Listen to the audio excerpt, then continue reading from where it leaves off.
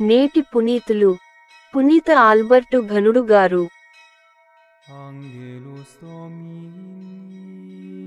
క్రీస్తు బోధనను విడువనివాడు తండ్రి కొమరులను ఇరువురను కలిగియుందుము. శుక్రవారం, నవంబర్ 15, 2024. మొదటి పఠనం పునీత యోహాను వ్రాసిన 2వ లేఖ 1వ అధ్యాయం 4 నుండి 9 వచనాలు.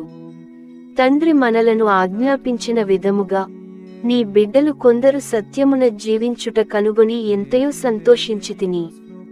కనుక అమ్మా, మనము పరస్పరము అనురాగము కలిగి ఉందము. నేను నీకు వ్రాయుచున్న ఇది క్రొత్త ఆజ్ఞ కాదు, ఇది మొదటి నుండి మనకు ఉన్న ఆజ్ఞ.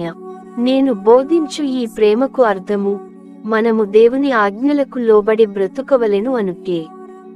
మొదటి నుండి మీరు వినుచున్నట్లుగా మీరు అందరూ ప్రేమతో జీవింపవలెననున్నదే ఆ ఆజ్ఞ.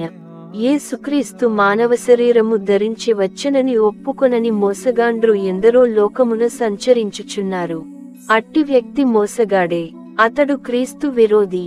మీరు ఇంతవరకును దేనికొరకై కృషి సలిపితిరో దానిని కోల్పోక మీ బహుమానమును సంపూర్ణముగా పొందునట్లు జాగ్రత్త వహింపుడు.